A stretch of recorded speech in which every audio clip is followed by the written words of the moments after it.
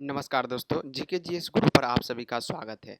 आज की इस लेक्चर्स में हम लोग जानेंगे एएलपी और यहाँ पर रेलवे से संबंधित जितने भी एग्जाम होते हैं उसमें पूछे जाने वाले जनरल साइंस से इम्पोर्टेंट ऐसे 20 क्वेश्चंस के बारे में, जो प्रत्येक एग्जाम में पूछे जाते हैं और काफ़ी सिंपल क्वेश्चंस होते हैं। चलिए आज की क्लास को करते हैं स्टार्ट। चैनल पर नए हैं तो लाइक, सब्सक्राइब, शेयर जरूर कीजिएगा। पहला नंबर क्वेश्चन है कि प्रश्न नंबर 1 पूछा जा रहा है, मानव शरीर में कुल कितनी हड्डी होती है। सिंपल सा क्वेश्चन है, आपको लगेगा कि बहुत ज़्यादा इजी क्वेश्चन है, लेकिन प्रत्येक एग्जाम में पूछ दिया जाता है क्योंकि कन्फ्यूज भरा क्वेश्चन होता है। कुल हड्डियों की संख्या मानव शरीर में जो होती है वो 206 होती है, लेकिन यहाँ पे अगर आपसे मानव हटा के बच्चों के शरीर में कुल हड्डियों की संख्या अगर आपसे पूछा जाएगा कितनी होती है, तो उसमें आप लोग कन्फ्यूज खा जाएंगे। तो उसमें कुल 302 हड्डियाँ होती है, लेकिन अभी मानव शरीर में कुल हड्डियों की संख्या कितनी होती है, तो 206 याद रखिएगा। ऑप्शन नंबर यहाँ पे ए बिल्कुल राइट आंसर होगा। अगला क्वेश्चन है आपके स्क्रीन के सामने कि मानव शरीर का सबसे बड़ा अंग कौन सा है। ये भी क्वेश्चंस आपको बिल्कुल इजी लग रहा होगा, लेकिन काफ़ी ज़्यादा इम्पोर्टेंट है एंड काफ़ी हाईलाइटेड क्वेश्चंस है। एएलपी के एग्ज़ाम के लिए प्यारे साथियों, टेक्नीशियन या रेलवे में जितने भी प्रकार की एग्ज़ाम आती है सभी के लिए, मानव शरीर का सबसे बड़ा अंग क्या दिल होता है, त्वचा, यकृत होता है या मस्तिष्क। फटाफट से बताने का आप लोग प्रयास कीजिएगा। उम्मीद है कि सभी का आंसर यहाँ पे राइट आएगा। और फटाफट से इस चैनल को जीके जीएस ग्रुप को सब्सक्राइब करके रख लीजिए फटाफट से, क्योंकि ये चैनल आपके लिए काफ़ी लाभदायक साबित होने वाला है। काफ़ी भिन्न भिन्न प्रकार की क्लासें यहाँ पे आती रहेगी। तो मानव शरीर का सबसे बड़ा अंग जो होता है वो त्वचा होता है। त्वचा से बड़ा कोई अंग मानव शरीर का नहीं है, याद रखिएगा। सबसे बड़ा अंग है, पूरे शरीर पर फैला हुआ है, याद रखिए। तो ऑप्शन नंबर यहाँ पे बी जो होगा इस प्रश्न का बिल्कुल राइट आंसर होगा। चलते हैं हम लोग ज़रा क्वेश्चन नंबर 3 की ओर। तो कौन सा ग्रह जो है लाल ग्रह के नाम से जाना जाता है। लाल ग्रह के नाम से कौन सा ग्रह को हम लोग जानते हैं। शुक्र को जानते हैं, मंगल को, बृहस्पति को या शनि को। लाल ग्रह प्यारे विद्यार्थियों, जी हाँ दोस्तों, लाल ग्रह के नाम से जाना जाता है कौन सा ग्रह, तो मंगल ग्रह प्यारे विद्यार्थियों। मंगल यानी option number B. Option number B is the right answer.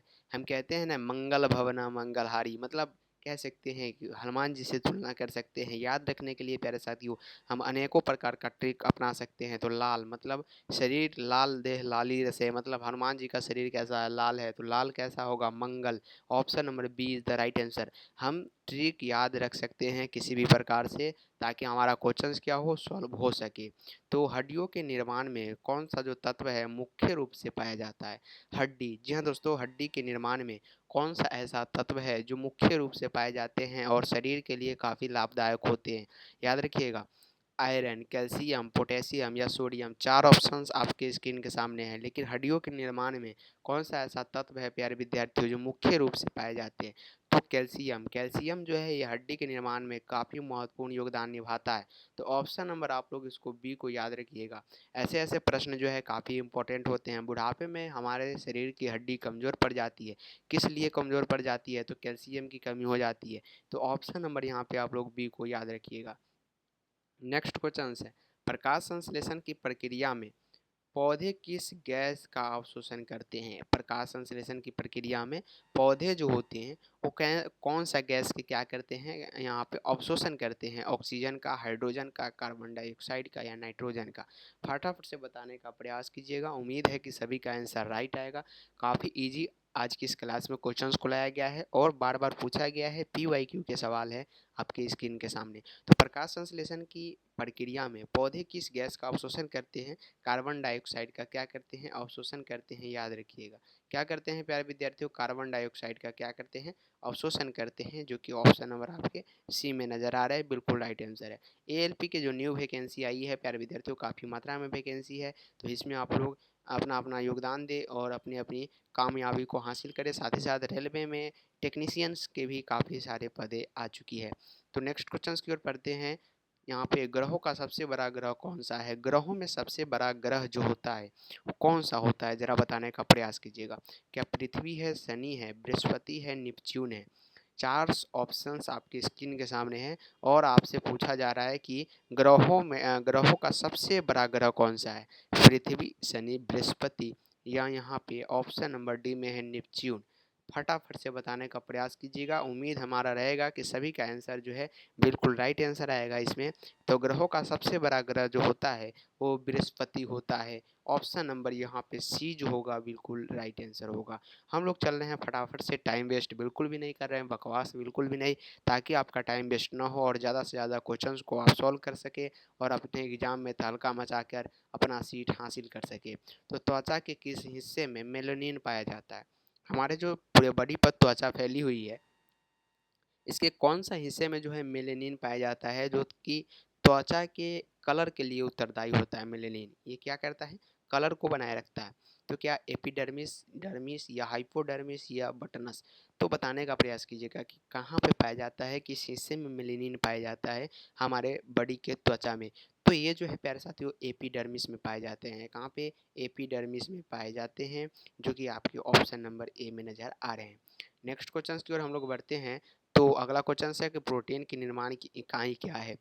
जी हाँ प्यारे साथियों, प्रोटीन के निर्माण की इकाई क्या है? ज़रा बताइएगा कि अमीनो एसिड है, न्यूक्लियोटाइड है, शर्करा है, वसा है? फटाफट से सभी का आंसर कमेंट बॉक्स में आना चाहिए। उम्मीद है कि सभी का आंसर क्या आएगा, बिल्कुल राइट आएगा और 100% श्योर है कि आप लोग अपना अपना एग्जाम में तहलका ज़रूर मचाएंगे। तो प्रोटीन के निर्माण की इकाई क्या है, ज़रा बताने का प्रयास कीजिए। सभी का आंसर फटाफट से आना चाहिए। हम वेट कर रहे हैं सभी का आंसर का। तो बिल्कुल प्यारे साथियों अमीनो एसिड, अमीनो एसिड यहाँ पे क्या होगा, प्रोटीन के निर्माण की इकाई होगा। बहुत सारे अमीनो एसिड बन के प्रोटीन का निर्माण करते हैं, यानी बहुत सारे अमीनो एसिड जो होते हैं वो आपस में कॉम्बाइंड करके प्रोटीन का निर्माण करते हैं। तो ऑप्शन नंबर ए को याद रखिएगा। यहाँ पे आंसर भी आपको इस पीडीएफ में मिल जाएगा। इस पीडीएफ को आप लोग टेलीग्राम चैनल से यहाँ पे डाउनलोड कर सकते हैं। लिंक जो है इसी वीडियो के नीचे डिस्क्रिप्शन में प्रोवाइड कर दिया जाएगा। ग्रीन हाउस गैस का उदाहरण कौन सा है? ऑक्सीजन है, कार्बन डाइऑक्साइड है, नाइट्रोजन है, हाइड्रोजन है? काफ़ी इंपॉर्टेंट एंड सेलेक्टेड क्वेश्चन है। आपको लग रहा होगा कि काफ़ी इजी क्वेश्चन है, ऐसा बिल्कुल भी नहीं। जब आप एग्जाम हॉल में बैठेंगे तो आपको प्यारे विद्यार्थियों काफ़ी कंफ्यूज भरा क्वेश्चन लगेगा और आप यहाँ पे गलत कर पाएंगे। तो ग्रीन हाउस गैस का उदाहरण कौन सा है? यहाँ पर आप लोग आज की क्लास में पूरी तरह 100% श्योर हो जाइए कि हमें ऐसा क्वेश्चन पूछा जाएगा और पूरी तरह से हमको तैयार रहना है। तो ग्रीन हाउस गैस को कार्बन डाइऑक्साइड कहते हैं। क्या कहते हैं? कार्बन डाइऑक्साइड जो होते हैं ये क्या होते हैं? एक प्रकार के ग्रीन हाउस गैस होते हैं। अगला क्वेश्चन है, सबसे छोटी ज्ञात जीवाणु कोशिका कौन सी है? सबसे छोटी ज्ञात जीवाणु क्या माइकोप्लाज्मा है, बैक्टीरियम है, आर्किया है या वायरस है? फटाफट से चार ऑप्शन है आपकी स्क्रीन के सामने, फटाफट से बताने का प्रयास कीजिए कि यहाँ पे चार ऑप्शन में से कौन सा ऑप्शन जो है काफ़ी इंपॉर्टेंट है आपके एग्जाम के लिए।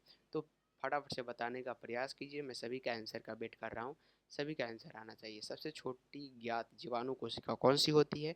बिल्कुल माइकोप्लाज्मा जो होता है सबसे छोटा अभी तक के इस पृथ्वी पर कोशिका है। और सबसे बड़ा कोशिका अगर आपसे पूछा जाएगा तो शुतुरमुर्ग का। जी हाँ दोस्तों, ध्यान से सुनिए, शुतुरमुर्ग का अंडा जो होता है इस पृथ्वी पर सबसे बड़ा कोशिका वही है। तो ऑप्शन नंबर यहाँ पे ए को याद रखिएगा। अगला सवाल है कि हल्के पदार्थों की यांत्रिक गति को कौन नियंत्रित करता है? हल्के पदार्थ की यांत्रिक गति यानी उसके जो मूवमेंट होते हैं उसको कौन नियंत्रित करता है? जरा बताइएगा। क्या गुरुत्वाकर्षण बल करते हैं, वैद्युत बल करते हैं, चुंबकीय बल करते हैं, वायवीय बल करते हैं? तो हल्के पदार्थ के यांत्रिक गति को कौन नियंत्रित करता है प्यारे साथियों? गुरुत्वाकर्षण बल करता है, जो कि याद रखिएगा न्यूटन ने दिया था। गुरुत्वाकर्षण बल का सिद्धांत किसने दिया था? तो ऑप्शन नंबर यहाँ पे ए जो होगा गुरुत्वाकर्षण बल बिल्कुल इस प्रश्न का राइट आंसर होगा। तो चलते हैं अगला क्वेश्चन की ओर। वायुमंडल, जी हाँ दोस्तों, क्या है वायुमंडल में सबसे अधिक प्रचुर मात्रा में गैस कौन सी है? सभी का आंसर आना चाहिए इस प्रश्न पे, क्योंकि क्वेश्चन जो है काफ़ी इंपॉर्टेंट है और उम्मीद है कि सभी का आंसर राइट आएगा। इस पीपीटी को बनाने में काफ़ी ज़्यादा समय लगा है। आपका फीडबैक भी कमेंट बॉक्स में आना चाहिए कि आज ये जो यहाँ पे आपको ये पीपीटी दिख रहा है कैसा दिख रहा है, कि आपको विजिबिलिटी अच्छी है या नहीं, क्वेश्चंस अच्छी है या नहीं, पीपीटी सही हो या ना हो, लेकिन क्वेश्चंस आपको 100% श्योर हो जाइए कि एकदम राइट 100% आपके एग्जाम ओरिएंटेड क्वेश्चंस होगा। तो वायुमंडल में सबसे अधिक प्रचुर मात्रा में कौन सी गैस होती है? क्या ऑक्सीजन होती है, नाइट्रोजन, कार्बन डाइऑक्साइड या हाइड्रोजन? तो याद रखिएगा ये जो होती है नाइट्रोजन होती है, जो कि ऑप्शन नंबर आपके बी में नज़र आ रहे हैं। जी हाँ दोस्तों, ऑप्शन नंबर बी में जो नज़र आ रहा है नाइट्रोजन बिल्कुल राइट आंसर होगा यहाँ पे nitrogen. Option number B is the right answer. चलिए नेक्स्ट क्वेश्चन है कि प्रोटीन की निर्माण की इकाई क्या है। ज़रा बताने का प्रयास कीजिएगा कि प्रोटीन की इकाइयाँ आती प्रोटीन के निर्माण की इकाई क्या है। एमिनो एसिड है, न्यूक्लियोटाइड है, शर्करा है या वसा है। तो प्रोटीन के निर्माण की इकाई क्या है, इस प्रश्न का आंसर बताने का प्रयास कीजिए। एमिनो एसिड है, याद रखिएगा प्यारे साथियों, ये प्रोटीन के निर्माण की इकाई है और ये क्वेश्चन पहले भी आ चुका है, याद रखिए ये क्वेश्चन रिपीट हो गया है। अगला क्वेश्चन की बात करें हम लोग कि कौन सा विटामिन त्वचा और आँखों के लिए आवश्यक है। त्वचा और आँख के लिए हमें कौन सी विटामिन की आवश्यकता पड़ती है। Vitamin A, vitamin 12, vitamin C, vitamin D. फटाफट से बताइए। तो याद रखिएगा आँखों की रोशनी को बनाए रखने हेतु विटामिन ए की आवश्यकता होती है, जो कि प्रचुर मात्रा में कहाँ पे पाया जाता है, गाजर में पाए जाते हैं। साथ ही साथ गोल्डन राइस जो होते हैं, जी हाँ दोस्तों, गोल्डन राइस जो होते हैं उसमें पाए जाते हैं, जिसको हिंदी में सुनहरा चावल बोलते हैं। तो ऑप्शन नंबर को ए को याद रखिएगा। चलिए और लास्ट क्वेश्चन से आज की क्लास का, मानव शरीर में रक्त का पीएच मान कितना होता है। तो 7.4 जो होता है मानव शरीर में रक्त का क्या होता है, पीएच मान होता है। उम्मीद है कि ये क्वेश्चन आप लोगों को काफ़ी पसंद आया होगा। अगर आज की क्लास आपको पसंद आया होगा तो लाइक करना बिल्कुल भी ना भूलें। साथ ही साथ कमेंट करके जाएंगे प्यारे साथियों, शेयर कर देंगे और एक सब्सक्राइब तो बनता है आप लोगों के लिए। इतना सारा मेहनत इस लेक्चर्स को बनाने में लगा है, क्योंकि देख सकते हैं आपके पास किस प्रकार के पीपीटी को तैयार किया गया है और क्वेश्चंस किस प्रकार तैयार किए गए। तो उम्मीद है कि आप लोग लाइक सब्सक्राइब शेयर जरूर कीजिएगा। तब तक के लिए जय हिंद एंड जय भारत। पढ़ते रहिए और बढ़ते रहिए। तब तक के लिए bye bye and take care.